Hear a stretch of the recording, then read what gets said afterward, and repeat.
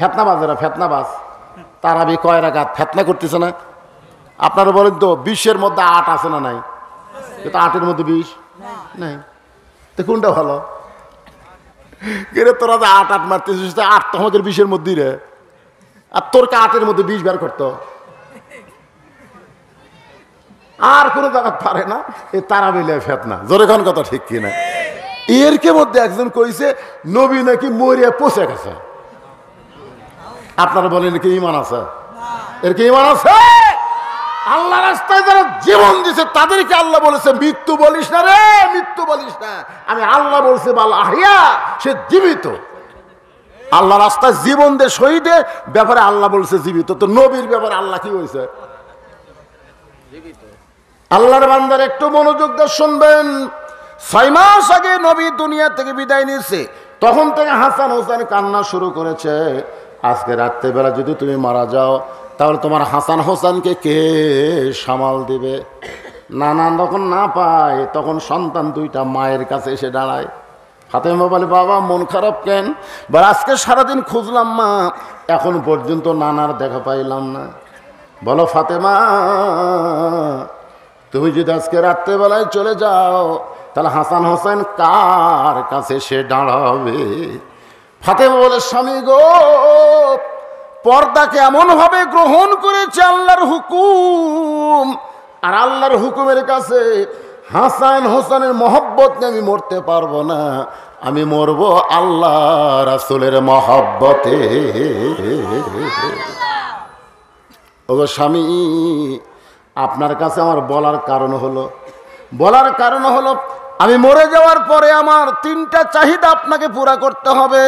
আমি মরে যাওয়ার পর আমার 3টা চাওয়াকে আপনার পুরা করা লাগবে। আলী কান্দের বলে ফাতেমা, দুনিয়ার জীবনে গরিব ছিলাম বলে তুমি কিছুই চাইলে না। দুনিয়ার জীবনে আলী ধনী ছিল না গরিব ছিল?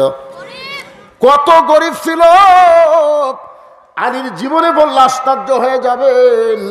গভীর রাত্রে হযরত আলী ঘুম থেকে চেতন পায়। চেতন পাওয়ার পরে দেখে হাসান হোসেন ঘুম পাড়তেছে, কিন্তু ফাতেমা তার কাছে নাই।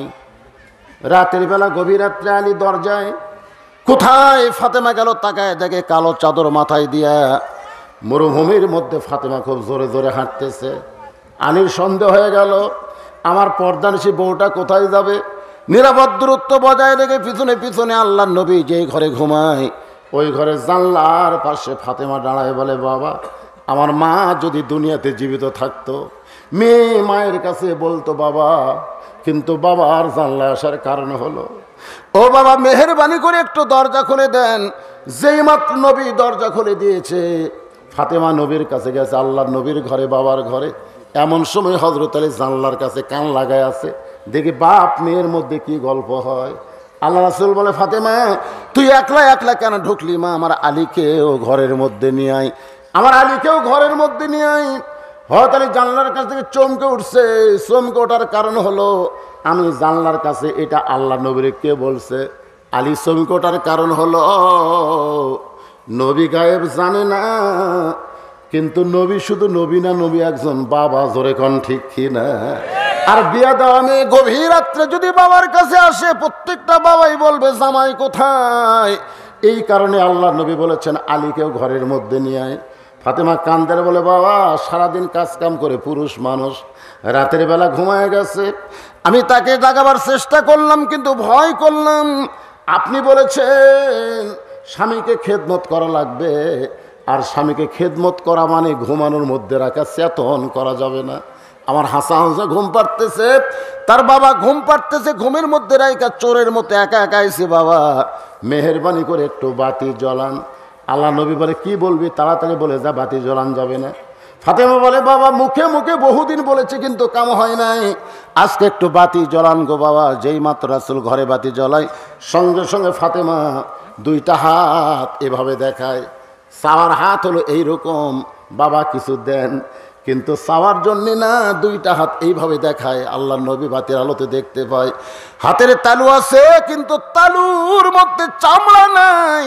2টা হাত গোস্তের টুকরার মতন লাল দেখতে পেয়ে নবী ঘরের কোনায় গিয়ে বলে আল্লাহ, ধনী ধনী যুবকেরা আমার কলিজার টুকরা ফাতেমাকে বিয়ে করবার চাইছিল, মদিনার ধনী ধনী যুবকেরা আমার ফাতেমাকে বিয়ে করতে চাইছিল, কিন্তু তুমি আল্লাহ এমন একটা গরিব আলীর সঙ্গে ঘটকারি করলা, আমার মেয়েটার কষ্ট আমি সইতে পারি না।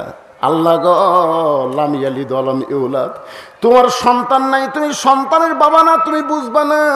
তুমি আমার নবী করে পাঠাইতা ভালো হতো, কিন্তু বাবা করে কেন পাঠাইলা বলো তো আল্লাহ, বলো।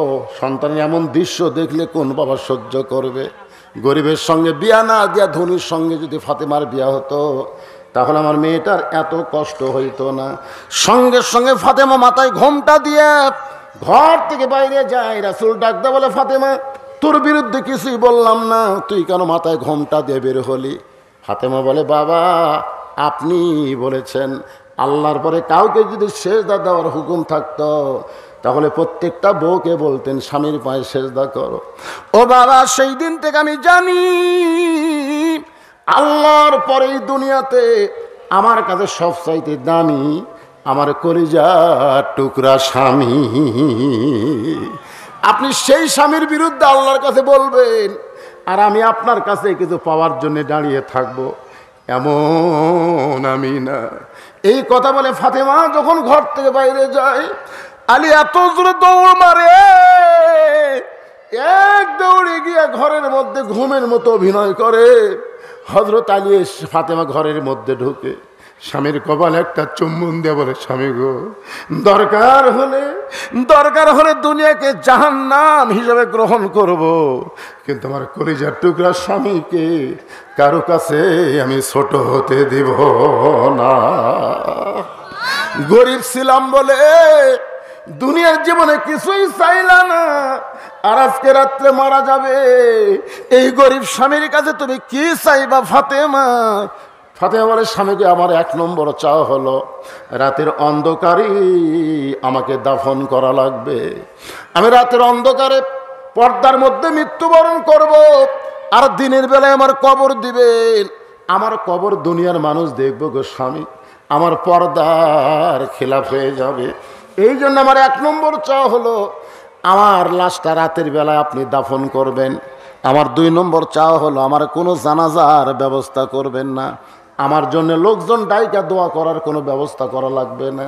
আলী বলতে, তো ফাতেমা তুমি নবীর কলিজার টুকরা, তোমার মৃত্যুর খবর শুনে লক্ষ মানুষ জানাজায় দোয়া করবে, আর তুমি কেন দোয়া চাইতেছো না? ফাতেমা বলে, কি হবে মানুষের দোয়া দিয়ে? কারণ দুনিয়ার সব মানুষ যদি দোয়া করে ফাতেমা ভালো, আল্লাহ কিন্তু এই মানুষের দিকে তাকাবে না, আল্লাহ খেলে আপনার দিকে তাকায় থাকবে। আপনি ফাতেমার জন্য কি বলেন? আপনি ফাতেমার জন্য কি বলেন? কারণ দুনিয়ার সমস্ত মানুষ যদি বলে ফাতেমা ভালো, আর আপনি যদি বলেন আমার ফাতেমা ভালো না,